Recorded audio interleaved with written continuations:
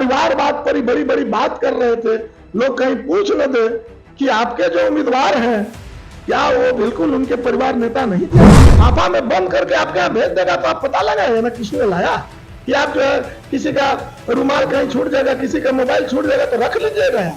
भाजपा का जो प्लान है वो लोकतंत्र और संविधान को खत्म कर देना। तो भाजपा में दिखाने के लिए थोड़ा खरखाही ज्यादा तो करना पड़ेगा ना कि हम भाई ओरिजिनल आपके आदमी हैं। बिना प्रमाण के मुख्यमंत्री जेल के अंदर हैं और आपका तो प्रमाण है कि आपने 2017 में इलेक्टोरल बॉन्ड का प्रावधान लाया और उस प्रावधान के तहत 2024 को आप दूसरा तीसरा एजेंडा है उसको थोड़ा सा बैलेंस भी करें, लेकिन लोकतंत्र और संविधान की रक्षा को जीरो टॉलरेंस की बात करते थे। तो लोग इनसे पूछ देगा कि इलेक्टोरल बॉन्ड घोटाला से भी बड़ा कोई देश के अंदर भ्रष्टाचार है? कुछ बड़ी मीडिया है जो कभी बहस होगी तो इनको बोलना कम पड़ेगा, सवाल वही पूछा जाएगा जिसका उत्तर ये आसानी से दे दे। भाजपा के पास जो नेताओं का अकाल है, इसी के कारण ऐसे लोगों को उन्होंने अध्यक्ष बनाया है। चूंकि ये मूलतः पहले राजद में थे, फिर कहाँ गए। नमस्कार, मैं सुमित कुमार, आप देख रहे हैं चंद्रयान न्यूज। मैं अभी इस वक्त घोसी विधानसभा के विधायक रामबली सिंह के पास में हूँ। अभी जो है सम्राट चौधरी का एक बहुत बड़ा बयान आती है कि अगर कोई पत्रकार बार बार आता है तो उसको पत्रकार को अंदर आने से बैन लगा दूंगा। यह जो है काफी तेजी से सम्राट चौधरी का बयान वायरल होता है और मेरे साथ जो है अभी रामबली सिंह है जो कि घोसी विधानसभा से विधायक हैं। मैं इनसे बात करूंगा कि आखिर जो है सम्राट चौधरी का इस तरह से बयान आखिर क्यों आ रहा है। सबसे पहले तो आपको चंद्रयान न्यूज में स्वागत है। चलिए, शुक्रिया आपका भी। अभी जो है सम्राट चौधरी का एक बहुत बड़ा बयान आया है कि अगर पत्रकार कोई बार बार आया तो उसको जो है बैन लगा दूंगा, बार बार आने से बंद कर दूंगा। एक बात आप सुने होंगे जी, देहाती क्षेत्र में भी बड़ा चर्चित कहावत है कि नया नया वो क्या तो जो बन जाता है तो प्याज बहुत खाता है। तो इसलिए भाजपा के अभी अध्यक्ष बने हैं सम्राट चौधरी जी। तो भाजपा में दिखाने के लिए थोड़ा खरखाही ज्यादा तो करना पड़ेगा ना कि हम भाई ओरिजिनल आपके आदमी हैं। मूलतः तो ये आदमी भाजपा के हैं नहीं। भाजपा के पास जो नेताओं का अकाल है, इसी के कारण ऐसे लोगों को उन्होंने अध्यक्ष बनाया है। चूंकि ये मूलतः पहले राजद में थे, फिर कहाँ गए हैं, तो इसलिए जो है इनका भाजपा में वैल्यू थोड़ा ज्यादा बढ़े तो उसको लेकर के ये थोड़ा ज्यादा बोलते रहते हैं। और चूंकि भाजपा को ये पसंद आती है, चूंकि भाजपा का जो प्लान है वो लोकतंत्र और संविधान को खत्म कर देना है।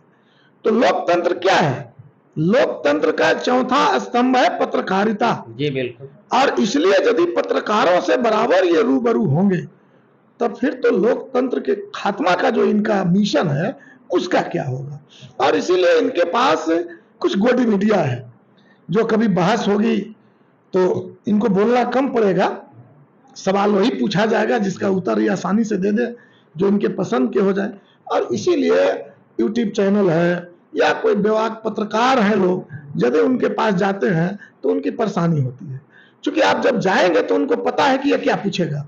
क्योंकि अभी बहुत भ्रष्टाचार की बात ये कर रहे हैं और भ्रष्टाचार में जीरो टॉलरेंस की बात करते थे। तो लोग इनसे पूछ देगा कि इलेक्टोरल बॉन्ड घोटाला से भी बड़ा कोई देश के अंदर भ्रष्टाचार है? जिन मुख्यमंत्रियों को आपने जेल में बंद किया है, चाहे वो केजरीवाल हो, हेमंत सोरेन हो, जो भी हो, उनकी क्या अपराध थी? उनकी अपराध थी कि आप बोल रहे हैं कि किसी ने कह दिया कि हमको ठेका देने के नाम पर पैसा लिया गया। न पैसा पकड़ा गया, न कोई प्रमाण मिला। जिन लोगों ने यह आरोप लगाया वो सारे लोग भाजपा में जाकर के नेता बन गए। क्या वो भ्रष्टाचारी नहीं थे? तो बिना प्रमाण के मुख्यमंत्री जेल के अंदर हैं और आपका तो प्रमाण है कि आपने 2017 में इलेक्टोरल बॉन्ड का प्रावधान लाया और उस प्रावधान के तहत जो चंदा आपको मिला बड़े पूंजीपतियों से, बीफ बनाने वाली कंपनियों से, कोरोना का टीका बनाने वाली कंपनियों से, उन कंपनियों के यहाँ पहले आप सीबीआई ईडी भेजे और 1 महीना के बाद डर के मारे जो है वो इलेक्टोरल बॉन्ड खरीदता है। वो जो सुरंग जहां धंस गया, मजदूर फंसे हुए थे, ऐसे भ्रष्ट कंपनियों से आपने इलेक्ट्रल बॉन्ड के माध्यम से पैसा लिया, आपको मालूम है। उनके गठबंधन के नेता हैं माननीय मुख्यमंत्री नीतीश कुमार जी, ये कह रहे हैं कि 10 करोड़ का इलेक्ट्रल बॉन्ड मेरे पास लिफाफा में आया, हमको पता ही नहीं है कि किसने दिया, हम जाके भंजा लिए। बारे भाई, आप मुख्यमंत्री हैं, आप एक जिम्मेवार पार्टी है, कोई लिफाफा में बंद करके आपके यहाँ भेज देगा तो आप पता लगाएगा ना किसने लाया। कि आप जो है किसी का रुमाल कहीं छूट जाएगा, किसी का मोबाइल छूट जाएगा तो रख लीजिएगा आप। और ऐसी पार्टियां देश के चुनाव में है, तो इसलिए जो है भाजपा को हमेशा यह डर बना रहा कि ऐसे लोग अगर इन सवालों पर बात करेंगे तो मेरे पास जवाब क्या है। इलेक्ट्रल बॉन्ड घोटाला हिंदुस्तान का सबसे बड़ा घोटाला है और प्रमाणित घोटाला है, इसलिए उनको पता है कि यही से पूछेगा लोग।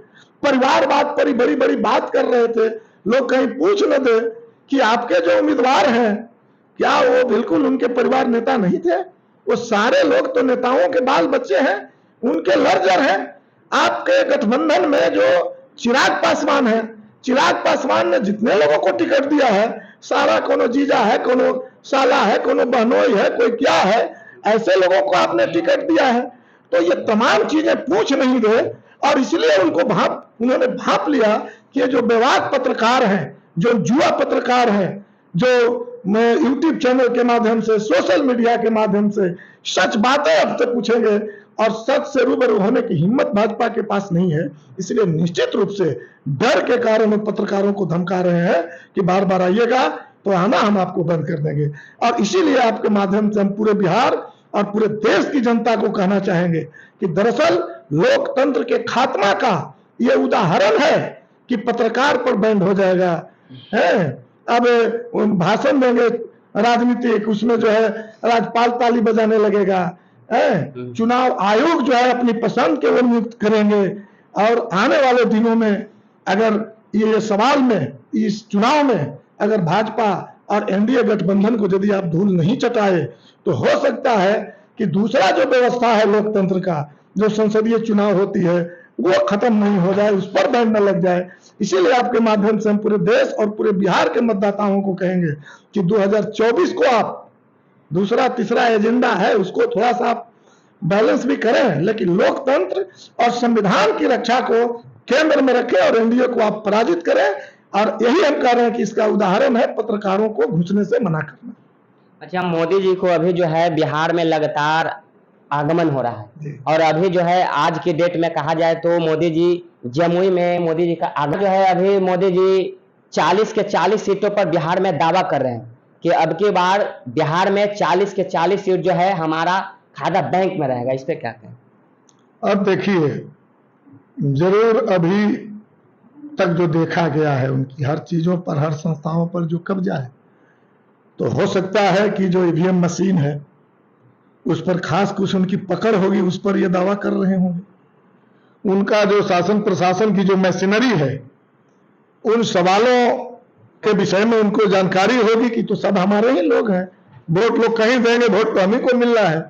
तो इस पर वो अगर दावा कर रहे होंगे तो मान सकते हैं, नहीं तो जनता का जो रुख है, मतदाताओं का जो रुख है पूरे बिहार के अंदर, और 4 लोकसभा क्षेत्र में पहली बार चुनाव जो हो रही है, जो है प्रथम पाली में, वो रुख देख करके तो बिल्कुल नहीं लगता है ये बात। और इसीलिए हम कह रहे हैं कि अगर ऐसा उनकी प्लानिंग है, ऐसा उनकी सेटिंग है, तब हो सकता है, लेकिन वोट से संभव नहीं है। वोट से तो सारे जगह हारेंगे, हम यही कह सकते हैं। सभी जगह 40 के 40 सीट पर जमानत बच जाए वही काफी है, तो हम तो यही समझ रहे हैं अभी। अच्छा, मोदी जी कह रहे हैं अब की बार 400 पार, ये जो है काफी चर्चित हो गया है। देखिए, एक बात तो इससे मुझे ये लग रहा है कि दरअसल वो कुछ मिस्टेक हो गया होगा। 400 हार को कहीं 400 पार तो नहीं बोल दे रहे हैं। अब की बार 400 हार होगी, और अगर पार बोल रहे हैं तो थोड़ा सा कान खड़ा हो रहा है, क्योंकि ये बार बार पार पार जब बोलते हैं तो पार तो नहीं करते हैं। सरसों तेल का कीमत पार हो जा रहा है, गैस का कीमत पार हो जा रहा है, चुनाव में 100 रुपया कम कर देते हैं, और जब जीत जाते हैं तो फिर पार हो जाता है। तो ये सरसों तेल पार, पेट्रोल पार, ये डीजल पार, तो इसलिए ये भी खतरा एक है। एक तो है कि वो 400 हार रहे हैं, और दूसरी है कि अगर सही में कहीं अगर गलती से उल्टा पुल्टा करके ईवीएम मशीन को अपने लाइक सेटिंग करके अगर वो जीत गए तो अगला बार हमें लग रहा है कि सरसों तेल 400 पार हो सकता है। ये कहां से 400 पार होंगे? तो मूड नहीं जनता के दिखाई दे रही है, कहीं से नहीं दिखाई दे रही है।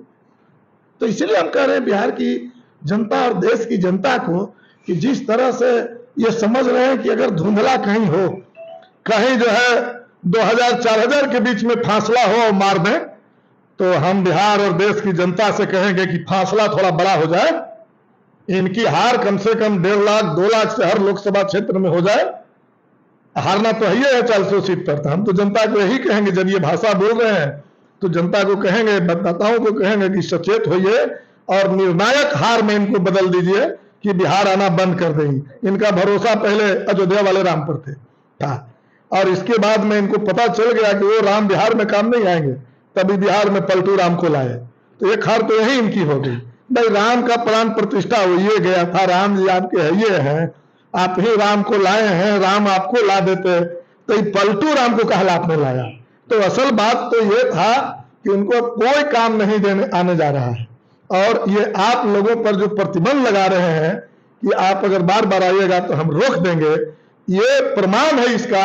इनको पता हो गया है कि बार बार आएंगे तो ये पोल खोल देगा लोग। इसलिए हम कह रहे हैं कि कोशिश कीजिए बार बार पूछने के लिए, क्योंकि लोकतंत्र है, लोकतंत्र के आप चौथा स्तंभ है, उनको मना करने से क्या होगा? आप हमारे पास आए हैं, हम आपको मना कर दें, इसका मतलब ही है कि हम लोकतंत्र को नहीं मानते हैं। आप जो प्रश्न करेंगे हमारे पास जो उत्तर होगा हम आपको देंगे, मना क्या कर देंगे? और इसीलिए हम कह रहे हैं कि निश्चित रूप से डर के कारण ही पत्रकारों को आने से वो मना कर रहे हैं।